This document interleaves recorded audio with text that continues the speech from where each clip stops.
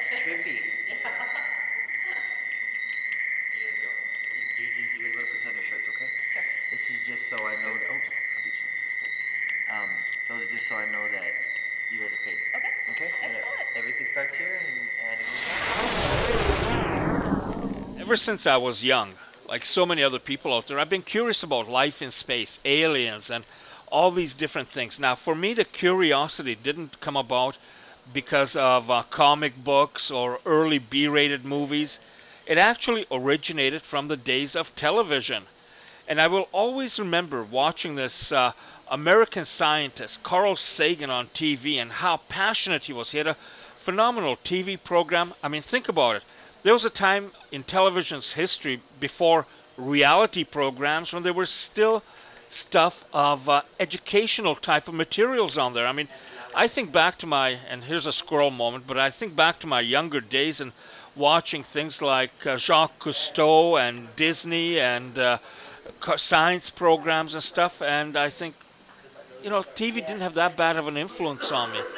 But anyway, getting back to Carl Sagan, he was a passionate scientist, and he had this series called Cosmos, A Personal Voyage.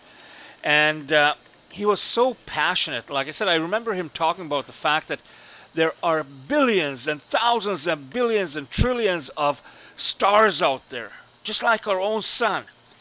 And if each one of those has planets around them, then multiply that by 5, 6, tenfold, whatever. I mean, we are talking about numbers that we can't even fathom. And if only 0.111 or whatever percent have life, then there'd be thousands and hundreds of thousands of different life forms out there.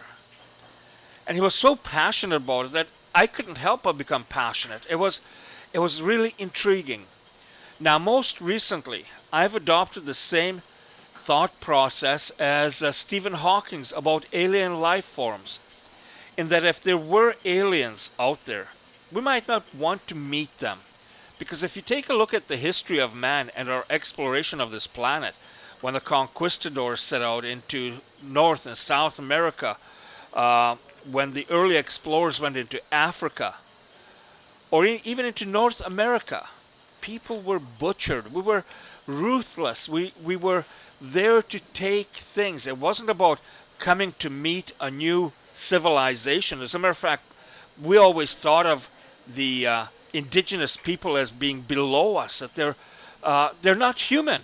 They're not human. I mean, you could kill the Indians and it was just accepted because they're not human. So imagine if there are very intelligent life forms out there, way in advance of us, and they look at us. They might think that we're, like an ant, can't think, can't act logically, especially if they see the fact that how we are to each other, that we're in constant war, deception. I mean, they would not think highly of us as an intelligent species.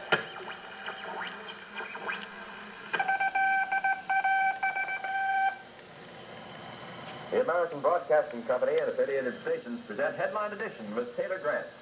Today's edition presents a roundup of the latest developments in the finding of a flying disc. Late this afternoon, a bulletin from New Mexico suggested that the widely publicized mystery of the flying saucers may soon be solved. Army Air Force officers reported that one of the strange discs had been found and inspected sometime last week. Our correspondents in Los Angeles and Chicago have been in contact with Army officials endeavoring to obtain all possible late information. Joe Wilson reports to us now from Chicago. The Army may be getting to the bottom of all this talk about the so-called flying saucers. As a matter of fact, the 509th Atomic Bomb Group headquarters at Roswell, New Mexico, reports that it has received one of the discs, which landed on a ranch outside Roswell. The disc landed at a ranch at Corona, New Mexico, and the rancher turned it over to the Air Force. Rancher W.W. Brazil was the man who discovered the saucer. Colonel William Blanchard of the Roswell Air Base refuses to give details of what the flying disc looks like.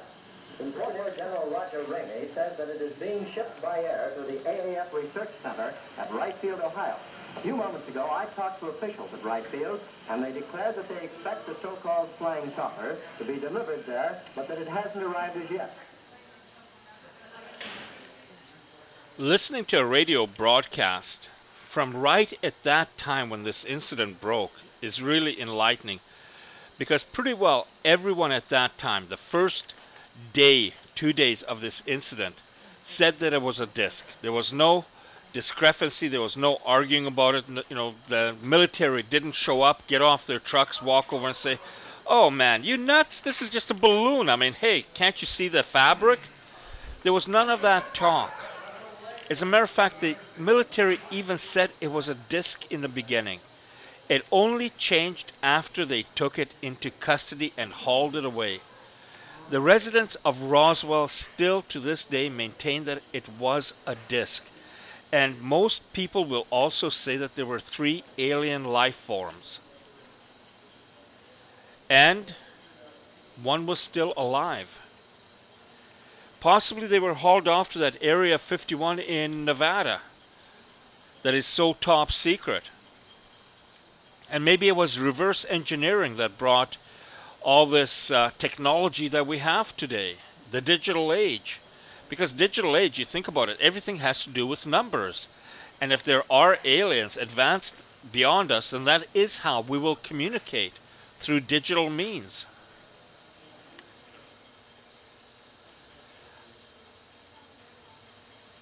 One of the more interesting things, if you do visit the Roswell, New Mexico site and the museum for this alien research, is how much alien news there is, not just in the old days, not just in the old papers, but even today. One of the hotbeds for UFO sightings, if you can believe this, is Canada. There's been many sightings around Alberta. The United Kingdom and Russia also have a lot of UFO sightings. I hope that with all the digital technology we have, and I mean, you think back just this year when the meteorite smashed into Russia, and it was all captured with all these dash cameras and stuff like that. I hope that maybe some proof comes up of UFOs that can't be disputed. You know, a video, photographs, or whatever that show so many things in that display that nobody can argue that it is definitively that.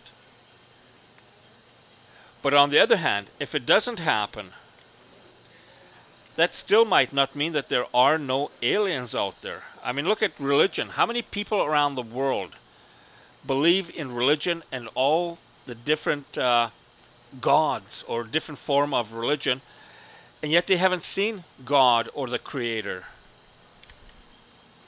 And I'm not equating this with this, but people believe in things that we won't see.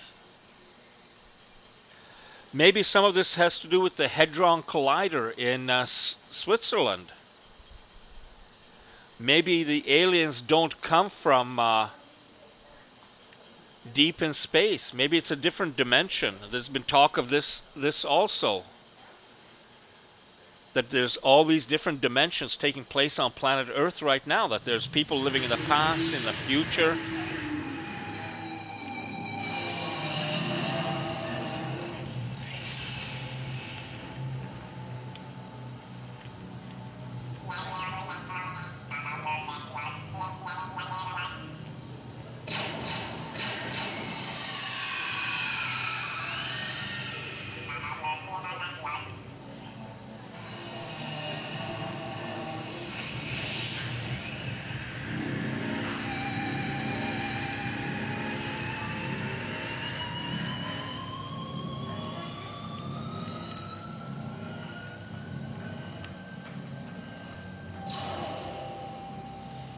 One of the most common images people describe of aliens is these creatures with grayish skin, large eyes. You can't tell the males from the females. And I think this is a good portrayal of what people describe as aliens. Now, that might be coming from the depth of our mind because it's been planted and people expect to see aliens like this. For me, that is one of the big issues, because if you travel a lot, if you've seen a lot of different things, if you appreciate nature, you get to realize that life forms come in so many different varieties, and I do not believe that our form, or in the case of these images, these alien forms with legs and hands and stuff, is the most efficient that could develop over billions of years. I think when it comes to life forms, like us humans are not only inefficient, but like we're so fragile. I mean, you take an ant, you can drop it from many times its height compared to its body size. You know, you can drop it from a high rise and they still walk away or whatever. You can take a look at grasshoppers, how they can hop and move around. They can walk, but if they have to, they can cover great distances in an instant bound. I mean, birds can fly to get away from stuff. There's so many different things. Elephants, the way they communicate. It's now been found that over many miles, their low grumbling sound that they can create can travel and that they can communicate with each other. So I just don't think that we have evolved to the highest form that we'd like to think of ourselves as being the ultimate. And in that sense, obviously, if aliens arrive here, don't expect them to be walking up with an international galactic translator and saying, "Take me to your leader."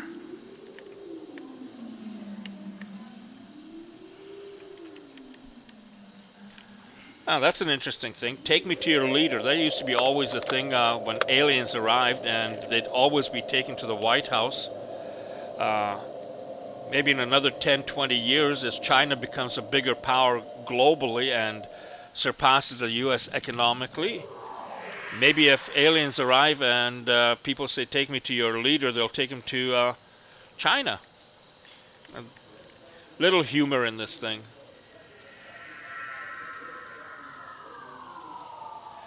There is a lot of information about sightings, phenomena, photographs that people have taken, people that are involved in UFOs throughout this museum.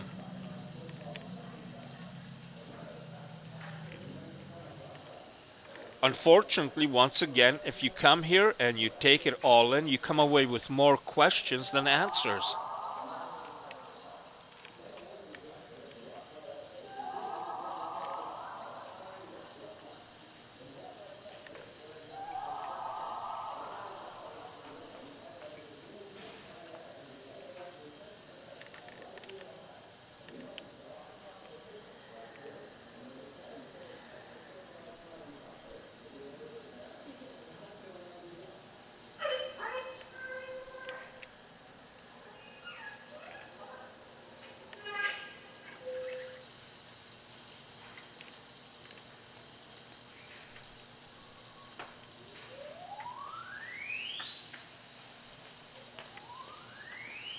At different times, there are different things that make the rounds also. Like I remember there was a time when it was crop circles, and they were the news continually. Crop circles in the UK, in Canada, in the US, there were crop circles being found, and I think some people have proven that some of them at least were fake, that people would come in with these ropes and stuff like that and flatten the crops and create these different designs. But like I say, at different times, the other thing that has been prominent at times is cattle mutilations, and not just cattle, but all kinds of different animals, livestock. They're found with their organs missing. Haven't heard much of those things nowadays. Maybe it's just because I'm not following the UFO or it's not getting covered that much, but I haven't heard much about the crop circles or animal mutilations.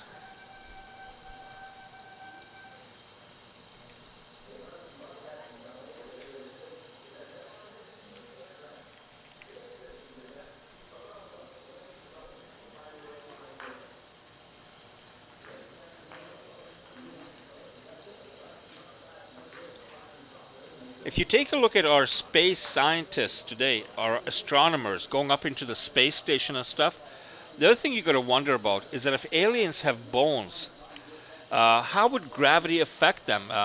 Have they overcome the effects of gravity? Because if you know that today the scientists that are up on the space station for a longer period of time, when they come back to Earth, they have to readjust to our gravity. And again, this brings into question things to do with aliens. And that's why I don't think that they'd be in a bodily shaped form. They they might be just like a blob floating around, more like a ghost or whatever.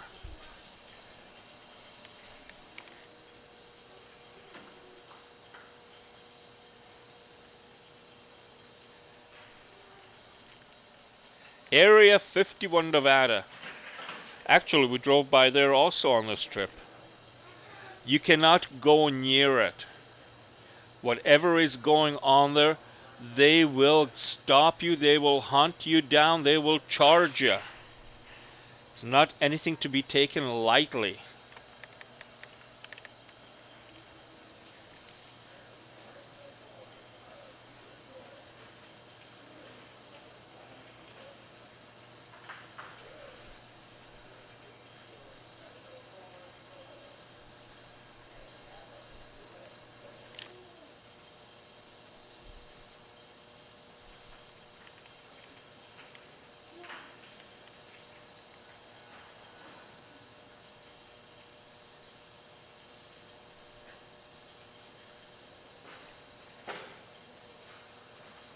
Maybe Edward Snowden should have been working there and leaked out some papers from there.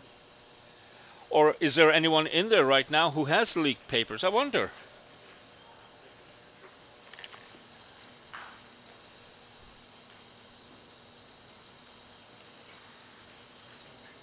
Having nostrils, mouth, ears, eyes, very human traits. And like I say, if you take a look at all the different life forms on our planet, I just don't think that that would be happening out in space. As a matter of fact, even human beings are still going through, we're still evolving.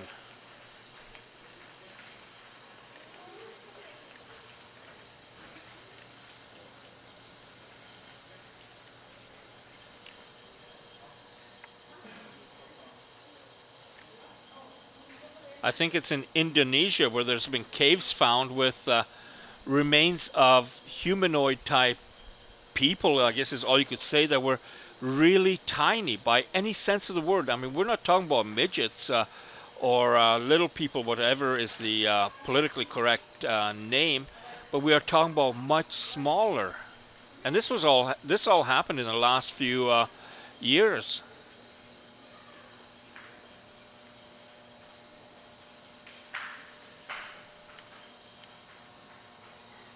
Crop circles. Phenomenon or hoax?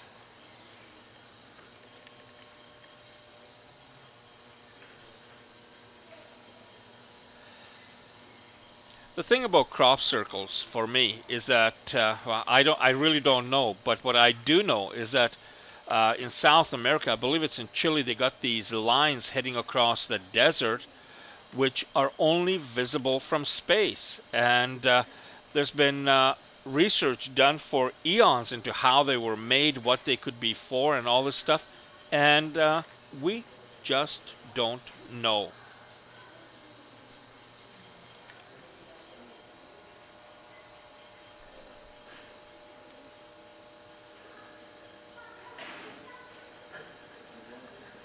Many things, like in Central America, you can Google this up, but they found all these large stone balls, and not just large ones, there's smaller ones, large ones. I believe it's in Nicaragua and El Salvador around there, but all these balls, totally round. And again, they don't know. The Easter Island and the large heads that are made there and facing off into the ocean. Our world has so many mysteries. I mean, we tend to want to go out into space and find what's happening, but we know so little about what's happened on our planet.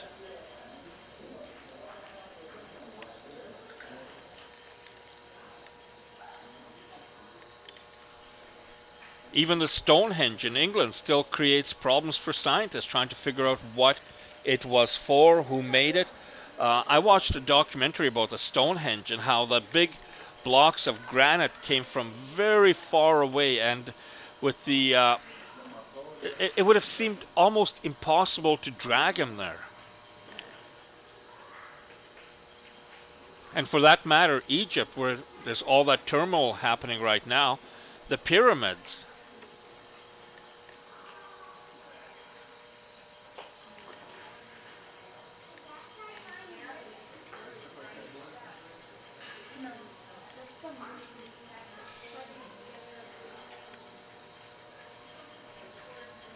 You'd think if there was an alien in captivity, whether it was dead or alive, and people researched it, there was stuff done on it, experimentation, anything like that, that there would have been somebody who might have come forward with information on it by now. And the other thing is that it might not just be the United States. There could have been crafts that might have crashed in China, Russia, wherever. Somewhere you should have more information on this.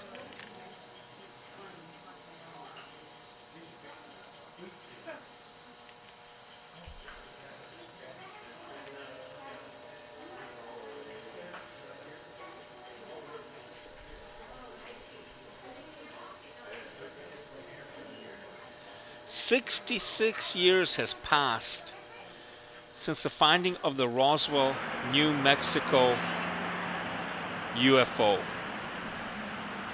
Roswell, New Mexico. What really happened here? There's one version that came out immediately, followed by a government cover-up. Is the truth out there? Will we ever know the truth? Difficult to determine. I guess it comes down to what you believe in.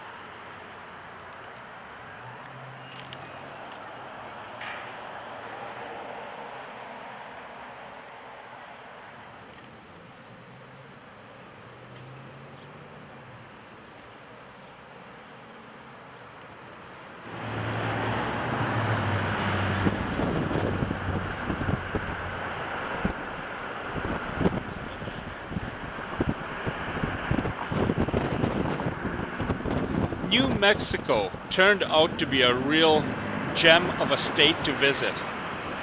We came across, well, of course, Roswell, New Mexico, where we're coming, but we stumbled into the area where Billy the Kid rode way back in the good old days, and also came across a giant array of radio telescopes that were featured in the movie Contact.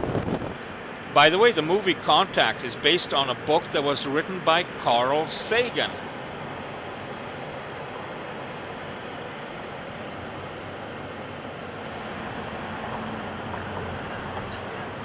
Roswell is a lot bigger than I thought.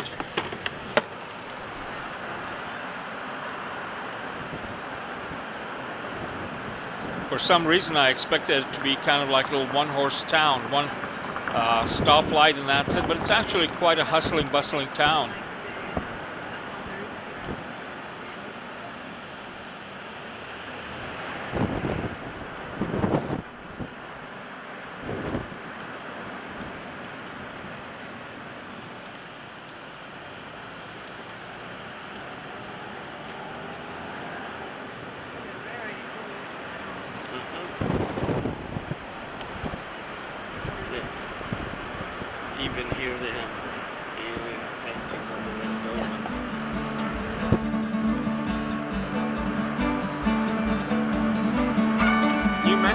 $3.42 a gallon for fuel.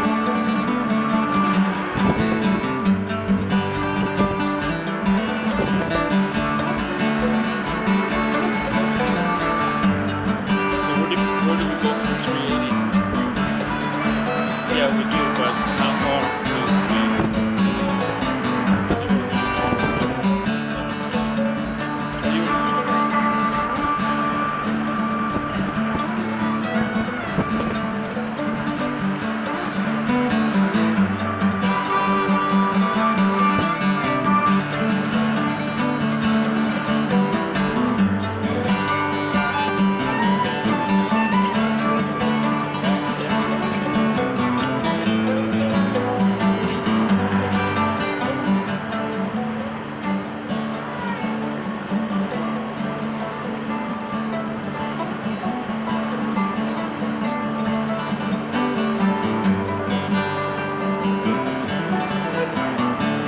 A color cable TV in this hotel.